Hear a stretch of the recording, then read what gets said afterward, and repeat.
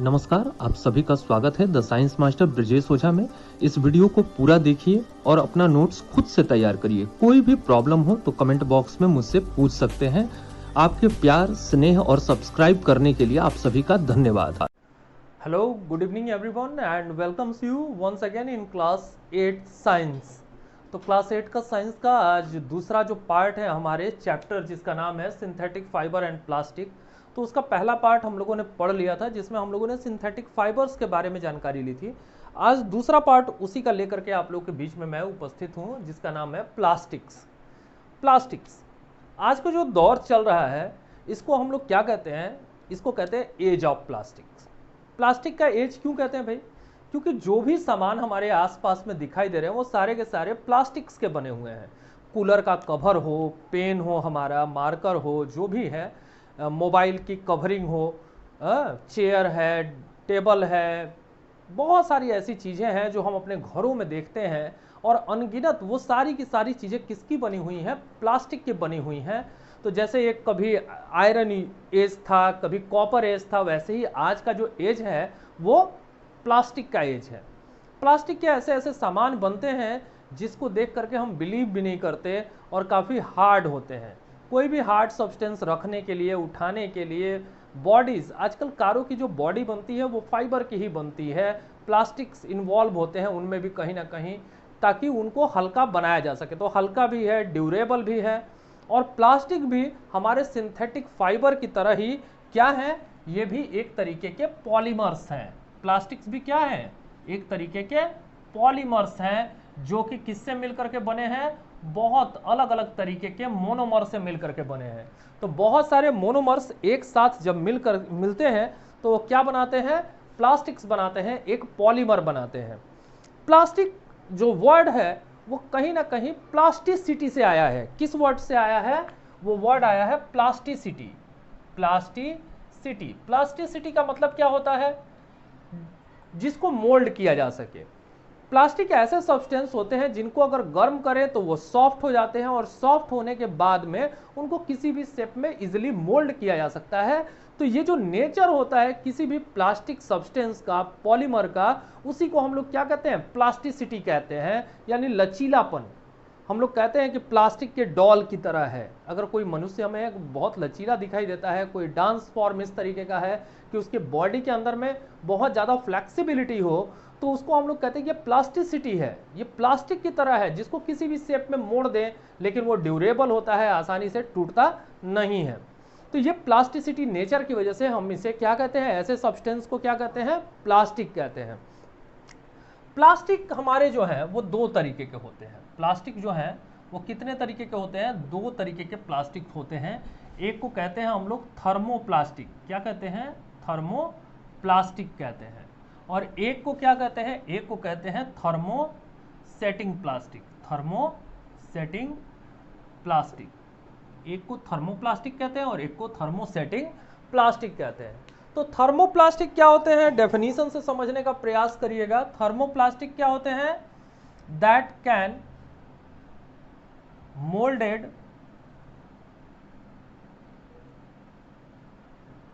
Moulded into desired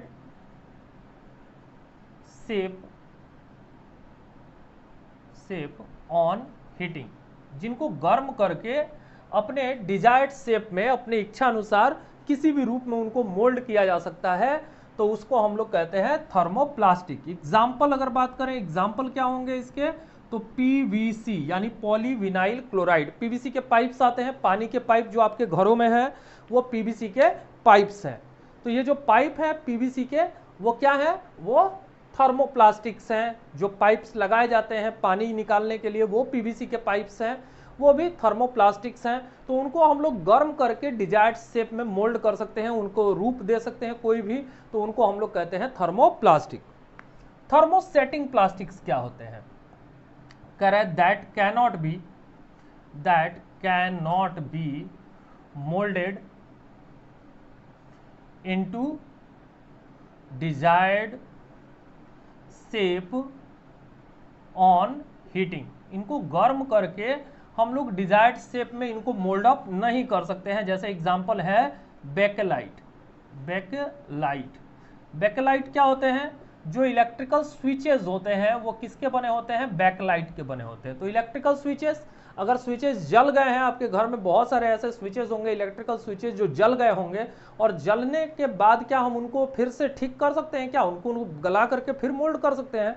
जी नहीं, ऐसा बिल्कुल भी नहीं कर सकते, क्योंकि वो कौन से प्लास्टिक है? वो थर्मोसेटिंग प्लास्टिक्स है। तो यहाँ पे दो तरीके के प्लास्टिक्स के बारे में हम लोगों ने बात की, एक थर्मोप्लास्टिक और थर्मोसेटिंग प्लास्टिक। काफी अच्छे से समझिएगा।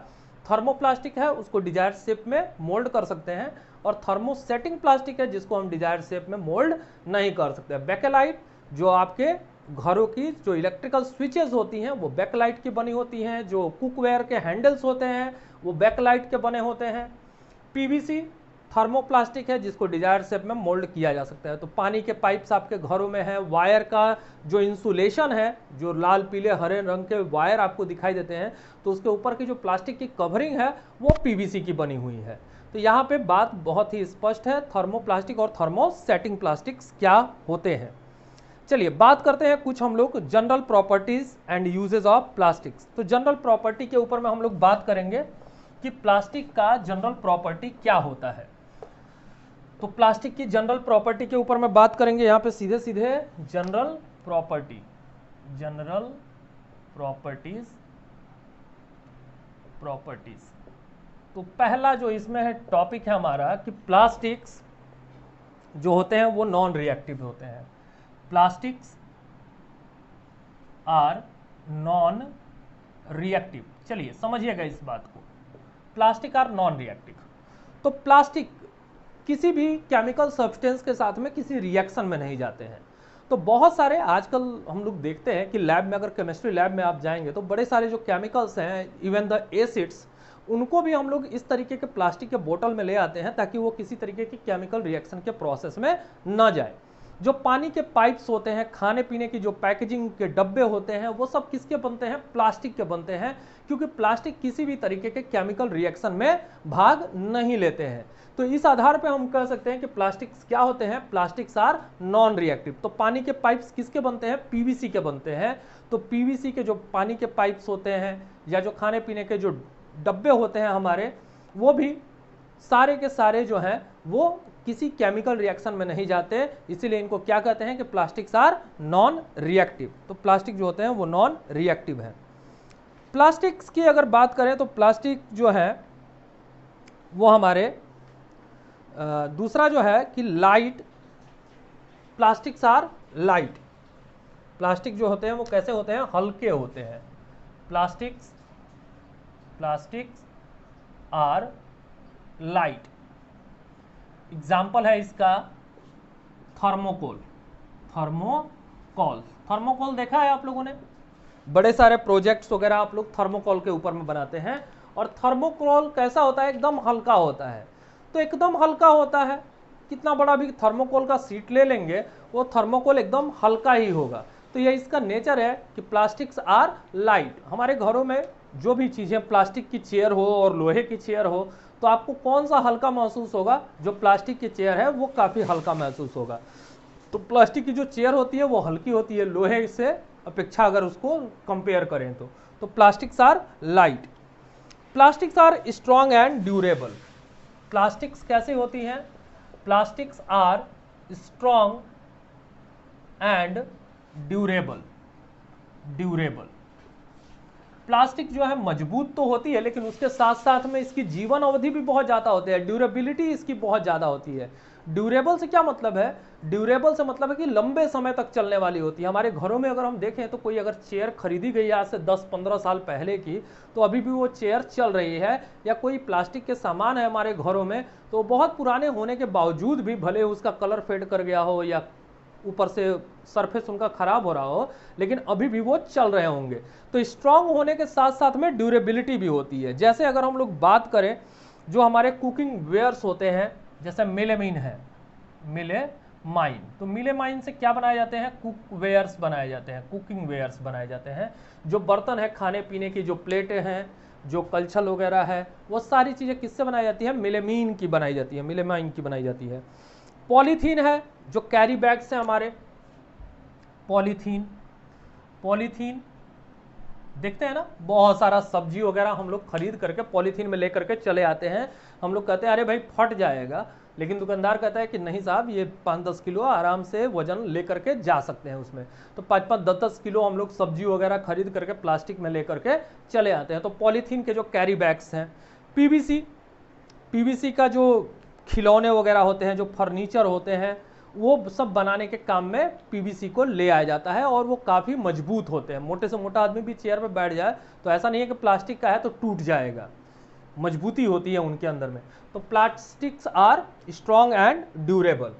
अगला जो हमारा टॉपिक है वो है कि प्लास्टिक का नेचर के बारे में ही बात कर रहे हैं। तो प्लास्टिक कैसे होते हैं? Plastics are poor conductor of heat. Plastics are poor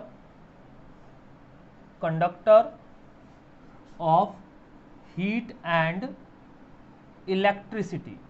poor conductor of heat and electricity. तो ये पुअर कंडक्टर है। तो पुअर कंडक्टर से क्या मतलब है भाई, कि जो भी हमारे बर्तनों के जो हैंडल्स होते हैं, जैसे कुकर का अगर हैंडल देखें, नॉन स्टिकी अगर तवा है तो उसका अगर हैंडल देखें, सस्पेन का हैंडल देखें, तो किसका बना होता है? प्लास्टिक का बना होता है। यानी प्लास्टिक यानी बेकलाइट का बना होता है। किसका बना होता है? बेकलाइट के बने होते हैं। तो बेकलाइट का बना होता है। तो बेकलाइट का बने होने की वजह से ये हीट को पास नहीं करने देते। कभी भी कुकर का वो जो ढक्कन है, जो उसका हैंडल है, अगर हम उसे पकड़ेंगे तो क्या वो गर्म महसूस होगा? नहीं, गर्म नहीं महसूस होगा। तो इसका मतलब क्या है कि उसमें हीट पास नहीं कर रही है। तो हीट पास नहीं कर रही है, इसका मतलब क्या है? वो पुअर कंडक्टर है। ठीक है, तो थर्मल इंसुलेटर की तरह ये काम करते हैं। उसी तरीके से पीवीसी जो है और बैकलाइट है, तो बैकलाइट को हम लोग कुकवेयर्स हैंडल बनाने के काम में ले आते हैं। इसी तरीके से जो बैकलाइट है वो इलेक्ट्रिकल स्विचेस बनाने के काम में आते हैं। तो इलेक्ट्रिकल स्विचेस बनाने के काम में आता है। जो पीवीसी है वो वायर की कवरिंग बनाने के काम में आता है। तो वायर कवरिंग को बनाने के लिए पीवीसी का यूज़ किया जाता है। तो ये सब क्या है? स्विचेस को जब हम लोग स्विच ऑन स्विच ऑफ करते हैं तो क्या हमें झटका लगता है, करंट लगता है? नहीं लगता है। तो इसका मतलब क्या है कि ये इंसुलेटर है। तो plastics are the insulator for heat and electricity. तो हीट और इलेक्ट्रिसिटी को ये अपने से हो करके पास नहीं करने देता। इसीलिए हम लोग क्या करते हैं, इसको हम लोग कहते हैं कि ये पुअर कंडक्टर है। नेक्स्ट है कि plastics are inert to chemicals. अभी हम लोगों ने बात किया था यहाँ पे कि नॉन रिएक्टिव है केमिकल सब्सटेंसेस के लिए। तो यहाँ पे एक बात करते हैं टेफ्लॉन की। टेफ्लॉन नाम सुना है आप लोगों ने? टेफ्लॉन, टेफ्लॉन की कोटिंग की जाती है। जो नॉन स्टिकी कुकवेयर्स होते हैं, जो चिपकते नहीं है, कम तेल लगता है, तो उनके ऊपर में एक प्लास्टिक की कवरिंग की कोटिंग की जाती है। उसको हम लोग क्या कहते हैं? टेफ्लॉन कहते हैं। क्योंकि प्लास्टिक का नेचर कैसा है? नॉन रिएक्टिव है केमिकल सब्सटेंसेस का। तो कोई भी अगर खाने पीने की चीज हम बनाएंगे तो उसके साथ में इसका रिएक्शन नहीं होगा, और नॉन स्टिकी है यानी चिपकने भी नहीं देगा। तो खाने पीने की चीजों में अगर कम तेल भी रहेगा, क्योंकि तेल इसलिए डालते हैं ताकि वो चिपके ना हमारे कुकवेयर्स के साथ में, हमारे यूटेंसिल्स के साथ में, वो खाने पीने की चीजें चिपके ना। टेफ्लॉन क्या करता है? उसको बचा के रखता है। और दूसरा इसका नेचर है कि नॉन रिएक्टिव है। तो टेफ्लॉन की कोटिंग की जाती है हमारे खाने पीने की नॉन स्टिकी कुकवेयर्स के ऊपर में।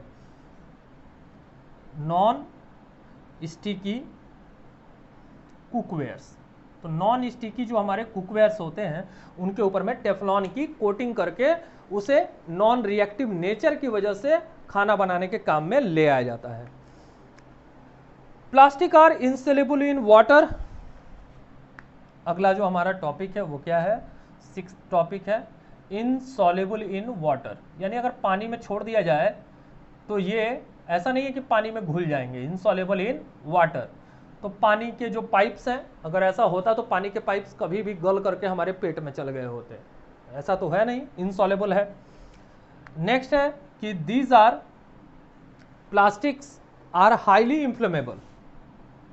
These are highly inflammable. तो कभी भी प्लास्टिक से बनी हुई चीज़ों को कभी भी जलते हुए सामान के पास में ना रखें, आग के पास में ना रखें, क्योंकि ये बड़ी तेजी से आग पकड़ते हैं। केमिकल सब्सटेंसेस हैं, बहुत सारे मोनोमेरिक यूनिट से मिलकर के बने हैं, जिनका नेचर जो है वो फ्लेमेबल है, यानी जलने वाला नेचर है। तो हाईली इन्फ्लेमेबल होते हैं। कुछ प्लास्टिक्स आजकल ऐसे बनाए जा रहे हैं, हार्ड प्लास्टिक्स बनाए जा रहे हैं जो कि ओवन प्रूफ हैं, यानी उनको ओवन में रखा जा सकता है। लेकिन ऐसा नहीं है कि डायरेक्ट हीट के ऊपर में, जलते हुए आग के ऊपर में उनको रख करके हम खाना बना सकते हैं, ऐसा बिल्कुल भी नहीं है। तो हाईली इंफ्लेमेबल होते हैं, यानी इसमें आग लगने की संभावना बहुत ज़्यादा होती है। तो यहाँ पे कुछ जनरल प्रॉपर्टीज़ के बारे में हम लोगों ने बात किया। यहीं पे थोड़ा सा हम लोग बात करेंगे कि प्लास्टिक और हमारा इन्वायरमेंट कैसा है। तो प्लास्टिक के बारे में जानते ही हैं कि प्लास्टिक एक केमिकल सब्सटेंस है जिसका नेचर कैसा होता है, नॉन बायोडिग्रेडेबल होता है। तो नॉन बायोडिग्रेडेबल नेचर होने की वजह से अगर प्लास्टिक्स हैं और दूसरी चीज़ें हैं, अगर हम लोग फेंक देते हैं कहीं पर भी, तो वह आसानी से सड़ते नहीं है, क्योंकि उनके ऊपर में कोई भी माइक्रो ऑर्गेनिज्म उनके ऊपर में ग्रो करके उनको सड़ा गला नहीं सकते हैं। तो ये प्लास्टिक जो है वो हमारे इन्वायरमेंट के लिए खतरा है। भले ही आज हम कहें कि हमारे लिए बहुत सारी जो यूजफुल चीज़ें हैं वो प्लास्टिक से बनती हैं, उनकी ड्यूरेबिलिटी बहुत ज़्यादा है, एक बार खरीद लेंगे तो लंबे समय तक उनका यूज़ कर पाएंगे, लेकिन इस बात का भी ध्यान देना होगा कि प्लास्टिक कहीं ना कहीं हमारे लिए, हमारे वातावरण के लिए काफ़ी नुकसानदायक भी है। अभी गवर्नमेंट ने प्लास्टिक के ऊपर में बैन कर दिया है, क्योंकि आजकल एक फैशन सा बन गया था कि हम लोग मार्केट जाते हैं बिना कोई जूट बैग लिए हुए, कपड़े का झोला लिए हुए, और प्लास्टिक में भर भर करके सामान ले आते हैं।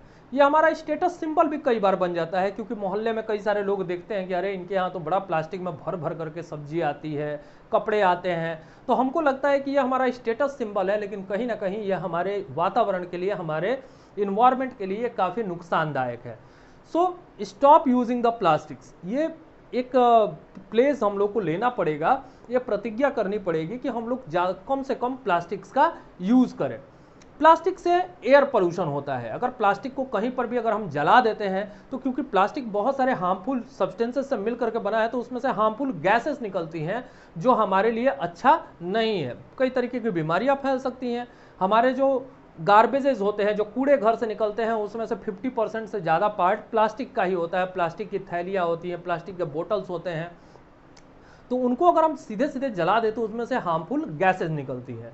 वाटर पोल्यूशन क्रिएट करता है, क्योंकि अगर ड्रेनेज सिस्टम में अगर ये पड़ जाए तो ये तो गलने वाले हैं नहीं, और उस पूरे ड्रेनेज सिस्टम को क्या कर देते हैं, चोक कर देते हैं, पानी रुक जाता है, पानी रुक जाने से उसके अंदर में कीड़े पड़ जाएंगे, मॉस्किटो ब्रीड कर देंगे, फ्लाइज ब्रीड हो जाएंगी उसके अंदर में, और वहाँ से गंदगी फैलनी स्टार्ट होगी, जिससे कई तरीके की कम्युनिकेबल डिजीजेज भी स्प्रेड कर सकती हैं। तो प्लास्टिक्स को कभी भी डायरेक्टली ड्रेन में ना फेंकें। इसके अलावा प्लास्टिक्स अगर सॉइल के अंदर में चले जाते हैं तो सॉइल पोल्यूशन भी क्रिएट करते हैं, क्योंकि लैंडफिल्स के लिए कई जगहों पे जो लैंडफिल्स बनाए गए हैं, जैसे खाली जो गड्ढे वाली ज़मीन रहती है उसमें ले जा करके सारा कूड़ा गार्बेजेस हम लोग फेंक देते हैं, तो वहाँ पे जो प्लास्टिक होती है वो सॉइल के साथ में मिक्सड हो जाती है। सॉइल के अंदर में जो सीपिंग का प्रोसेस है, यानी बारिश का जो पानी अंदर की तरफ जाता है, जो ग्राउंड वाटर होता है, उसमें पानी को वो अंदर जाने नहीं देते, सीपिंग के प्रोसेस को प्रिवेंट करते हैं, और इस तरीके से सॉइल अपने नेचर को क्या कर देता है, डिस्ट्रॉय कर देता है, और वो केमिकल सब्सटेंसेस मिट्टी के साथ में मिल करके सॉइल को क्या कर सकते हैं, इनफर्टाइल बना सकते हैं। तो ये सब जो है चीज़ें वो हैं जो हमारी इन्वायरमेंट के लिए काफ़ी नुकसानदायक है। दूसरी तरफ अगर सीवर लाइंस की बात करें, जैसे अभी हम लोगों ने बात किया कि पाइपलाइंस को बंद कर देते हैं, इसके अलावा जो जानवर घूमते रहते हैं, जो जानवर गाय है, बफेलोज हैं, दूसरे जानवर हैं, वो प्लास्टिक में बंद खाने पीने की चीज़ों को खाने के लिए पूरे को पूरे प्लास्टिक को खा जाते हैं, जिससे उनको बहुत सारी बीमारियां हो सकती हैं, वो मर भी सकते हैं उसकी वजह से। तो ये सब बातों को भी ध्यान में रख करके हमें प्लास्टिक में बंद खाने पीने की चीज़ों को इधर उधर नहीं फेंकना चाहिए। तो ये सब जो चीज़ें हैं वो हमारे प्लास्टिक की वजह से होने वाली प्रॉब्लम्स के बारे में यहाँ पे हम लोगों ने बात किया। इसके अलावा यहाँ पे हम लोग बात कर रहे हैं created by the solution to problems created by the plastics. तो जो प्लास्टिक से होने वाली जो समस्याएं हैं उनको दूर करने के क्या उपाय हैं, तो दूर करने के उपाय के लिए हम लोगों ने अभी तक जो कभी कॉन्सेप्ट अगर कभी पढ़े होंगे तो 3R के कॉन्सेप्ट पढ़े होंगे। आज हम लोग बात करने वाले हैं 5Rs के बारे में। 5Rs में क्या होते हैं, 5R में होता है रिड्यूस, रीयूज, रिसाइकिल, ठीक है, रिड्यूस, रीयूज, रिसाइकिल, रिफ्यूज। सबसे पहला तो रिफ्यूज ही है, सबसे पहला है refuse, reduce, reuse, recycle and recover, ये 5 R's हैं। तो रिफ्यूज सबसे पहला स्टेप ही हमारा होना चाहिए कि प्लास्टिक को हम लोग रिफ्यूज करें, यानी प्लास्टिक का उपयोग ही एकदम ना करें। अगर रिफ्यूज नहीं कर पाते हैं तो रिड्यूस करेंगे, कम से कम उपयोग करेंगे। एक्सेप्ट नहीं करेंगे इसको, घर में ले आते हैं या मार्केट जाते हैं तो उस समय झोले का उपयोग करेंगे। कोई सामान इमरजेंसी में कभी खरीदना होगा तो प्लास्टिक के बैग में लेकर के आएंगे। रीयूज करेंगे, यानी अगर प्लास्टिक ले आए हैं तो उस प्लास्टिक का बार बार यूज करेंगे, उसके बदले में नया प्लास्टिक नहीं लेकर के आएंगे, रीयूज करेंगे। रिसाइकल्ड करेंगे, यानी उसको रिसाइकलिंग के लिए कबाड़ी वाले को बेचेंगे या इधर उधर नहीं फेंकेंगे, तो उसका रिसाइकलिंग हो सकता है। रिकवर करेंगे, उसको इकट्ठा कर लेंगे, रिकवर करना है उसको। तो रिकवर करके हम प्लास्टिक, नए प्लास्टिक बनने के प्रोसेस को क्या कर सकते हैं, खत्म कर सकते हैं। तो ये 5 जो हमारे आर्स हैं वो हमें प्लास्टिक से होने वाले नुकसान से क्या कर सकते हैं, बचा सकते हैं। घरों में हम लोग 2 तरीके के डस्टबिन रखें, एक ब्लू बिन, एक ग्रीन बिन। एक में बायोडिग्रेडेबल सब्सटेंसेस रखें जिसको ग्रीन बिन में रखें, एक नॉन बायोडिग्रेडेबल सब्सटेंसेस रखें जिसको ब्लू बिन में रखें। तो बायोडिग्रेडेबल और नॉन बायोडिग्रेडेबल जो अपने से डिकम्पोज हो जाते हैं, यानी जिनके ऊपर में माइक्रो ऑर्गेनिज्म ग्रो करके उनको डिकम्पोज कर देते हैं, उनको हम लोग कहते हैं बायोडिग्रेडेबल। और नॉन बायोडिग्रेडेबल का मतलब क्या है, जो अपने से डिकम्पोज नहीं होते हैं, उनको हम लोग कहते हैं नॉन बायोडिग्रेडेबल सब्सटेंसेस। तो ये बायोडिग्रेडेबल और नॉन बायोडिग्रेडेबल 2 तरीके के ऐसे सब्सटेंसेस रखेंगे, जिसमें एक प्लांट या एनिमल मटेरियल को डालेंगे और एक में सिंथेटिक मटेरियल को, प्लास्टिक है, सिंथेटिक फाइबर से बनी हुई चीजें हैं, उनको डालेंगे और दोनों को सेपरेट करेंगे, सेग्रीगेट करेंगे, गार्बेजेस को एक साथ में मिलाएंगे नहीं, ताकि उनको रिसाइकलिंग करने के प्रोसेस में उनका सही से इस्तेमाल किया जा सके। तो इस चैप्टर में हम लोगों ने प्लास्टिक के बारे में जाना, प्लास्टिक से होने वाले नुकसान के बारे में बात करी, प्लास्टिक के यूज के बारे में जाना, उनकी प्रॉपर्टीज को जाना, उनके टाइप्स को जाना। एक जो टॉपिक रह गया था हमारा सिंथेटिक फाइबर में, वो था कि उनके यूजेस यानी एडवांटेजेस क्या है और डिसएडवांटेजेस क्या है। तो सिंथेटिक फाइबर के एडवांटेज और डिसएडवांटेज के ऊपर में हम लोग अभी बात करेंगे, जिसमें हम लोग जानेंगे कि सिंथेटिक फाइबर और प्लास्टिक के एडवांटेज और डिसएडवांटेजेस क्या क्या होते हैं। ठीक है, तो वो देखते हैं हम लोग। चलिए बात करते हैं हम लोग सीधे एडवांटेज और डिसएडवांटेज के बारे में, कि सिंथेटिक फाइबर के एडवांटेज और डिसएडवांटेजेस क्या होते हैं। तो एडवांटेज में चले तो हाई टेंसाइल स्ट्रेंथ, यानी सिल्क जो फाइबर्स होते हैं, जो हमारे सिल्क फाइबर बोल रहा हूं मैं, सिंथेटिक जो फाइबर होते हैं वो काफ़ी मजबूत होते हैं। जैसे हम लोगों ने नाइलॉन के बारे में बात किया था कि पैरासूट के जो रोप्स वगैरह होते हैं या जो ट्रैकिंग रोप्स होते हैं वो किसके बनाए जाते हैं, हमारे सिंथेटिक फाइबर के बनाए जाते हैं और काफ़ी मजबूत होते हैं, तो वो जल्दी आसानी से टूटते नहीं हैं।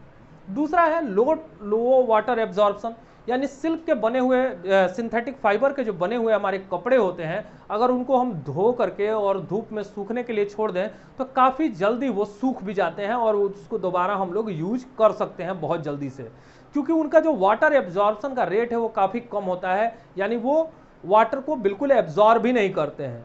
तो उनको धो करके थोड़ी देर अगर छोड़ दें तो बहुत जल्दी वो सूख जाएंगे। तो लो वाटर एब्जॉर्प्शन, गुड इलास्टिसिटी, जितने स्पोर्ट्स वेयर होते हैं या सॉक्स हमारे होते हैं वो नाइलॉन के बने होते हैं, नाइलॉन थ्रेड या और भी इस तरीके से बहुत सारे सिंथेटिक फाइबर्स हैं जिनसे मिला करके स्पोर्ट्स वेयर वगैरह बनाए जाते हैं। क्यों बनाए जाते हैं, क्योंकि इनके अंदर में इलास्टिसिटी होती है, स्ट्रेच करना, डाइव लगाना, कूद जाना, गिरना, खेलना, पैर फैलाना, ये सारे जो काम करते हैं उसके लिए हमें स्ट्रेचेबल वेयर की जरूरत होती है, और वो स्ट्रेचेबल वेयर किससे बनेगा, सिंथेटिक फाइबर से बनेगा। तो सिंथेटिक फाइबर से ही मिल करके ये सारी चीज़ें बनती हैं। रिंकल फ्री होते हैं, यानी इनके ऊपर में कभी भी सिकुड़न नहीं होगी। अगर हमारे सिंथेटिक फाइबर के शर्ट्स होंगे, ट्राउजर्स होंगे या टी शर्ट्स होंगे तो उनको कैसे भी अगर हम रख दें तो उनके ऊपर में सिकुड़न हमें देखने को नहीं मिलेगी, उनको हम दोबारा से यूज़ कर सकते हैं। एब्रेशन फ्री, यानी ये आसानी से फटने वाले नहीं होते हैं, जो कपड़े होते हैं आसानी से फटते नहीं हैं। अगर आपके घर में कोई मम्मी की सिल्क की साड़ी वगैरह होगी, उसको फाड़ने की कोशिश करिएगा, देखिए क्या आप आसानी से उसको फाड़ पाएंगे क्या, बिल्कुल नहीं फटेगा वो। तो वियर एंड टीयर रेजिस्टेंस होते हैं, यानी आसानी से फटने वाले नहीं होते हैं, जिसको हम लोग क्या कहते हैं, एब्रेशन रेजिस्टेंस। मॉथ रेजिस्टेंस, जैसे हम लोग देखते हैं घर में रखे हुए हमारे सिल्क के क्लॉथ, कॉटन के क्लॉथ को कीड़े खा जाते हैं या कीड़े उनको नुकसान पहुंचाते हैं। कभी भी किसी सिंथेटिक क्लॉथ को कीड़े खाते नहीं हैं। तो ये एक इसका एडवांटेज भी है कि ये मॉथ रेजिस्टेंस होते हैं, यानी कीड़े इनको खाएंगे नहीं। लाइट वेट हैं, यानी हल्के हैं, हल्के फुल्के शर्ट्स हैं, टी शर्ट्स हैं, ट्राउजर्स हैं जिनको हम लोग पहनने के लिए यूज़ करते हैं। इनर्ट हैं, तो किसी तरीके का कोई केमिकल सब्सटेंसेस का, धूप का या किसी सर्फ का, साबुन का इनके ऊपर में कोई असर नहीं होता है। ये कलर भी लूज नहीं करते हैं। लेस एक्सपेंसिव है, यानी काफ़ी महंगे नहीं होते हैं, सिंथेटिक फाइबर के बने हुए तो काफ़ी सस्ते होते हैं। इनके कुछ डिसएडवांटेजेस हैं, उन डिसएडवांटेजेस के ऊपर में अगर बात करें तो बर्न इजिली। कभी भी खाना पीना बनाते समय पे हमें सिंथेटिक फाइबर से बने हुए कपड़ों का यूज़ नहीं करना चाहिए। तो अगर उनका यूज़ करेंगे तो क्या होगा, अगर आग लग जाएगी तो वो कपड़े हमारे शरीर के साथ में चिपक जाएंगे और वो एक नुकसानदायक चीज़ है। तो बहुत तेज़ी से आग पकड़ते हैं, तो इसीलिए इनका ये डिसएडवांटेज है कि दे कैन बर्न इजिली, क्योंकि केमिकल सब्सटेंसेस से मिल करके बने हैं। नॉन बायोडिग्रेडेबल है, यानी अगर ये कहीं पे गिर जाएं, कहीं मिट्टी में पड़ जाएं, ड्रेन्स में अगर पड़ जाएं तो ये जल्दी गलते नहीं है, because they are non biodegradable. इनके ऊपर में माइक्रोब्स ग्रो नहीं करते हैं, इनको इजिली डिकम्पोज नहीं कर सकते हैं क्योंकि ये केमिकल से मिल करके बने हुए हैं। अनकंफर्टेबल इन समर, अगर गर्मी के दिनों में अगर हम लोग सिंथेटिक फाइबर से बने हुए शर्ट्स को या ट्राउजर्स को पहनते हैं और पसीना होता है तो वो पसीने को, क्योंकि अभी यहाँ पे हम लोगों ने बात करी कि इनका लो वाटर एब्जॉर्प्शन है, ये पसीने को सोख नहीं सकता है, तो पसीने को सोखेगा नहीं तो हमें बहुत ज़्यादा गर्मी महसूस होगी उससे। तो इसीलिए गर्मी के दिनों में हम लोग कॉटन से बने हुए क्लॉथ्स को ही पहनते हैं। कॉजेज स्किन प्रॉब्लम, तो बहुत तरीके के स्किन प्रॉब्लम जैसे एक्जिमा वगैरह हैं, खुजली की जो बीमारियां होती हैं एक्जिमा, वो सब इन सिंथेटिक फाइबर से बने हुए कपड़ों को पहनने से हो सकता है। तो ये इनके डिसएडवांटेजेस हैं और कुछ एडवांटेजेस हैं। अच्छे तरीके से पढ़िएगा, समझिएगा और पूरा वीडियो देख करके उसका नोट्स खुद से तैयार करिएगा। Till then, good bye to everyone. Hello everyone, subscribe my channel and don't forget to press the bell icon to get the regular notification of my new videos. Thank you.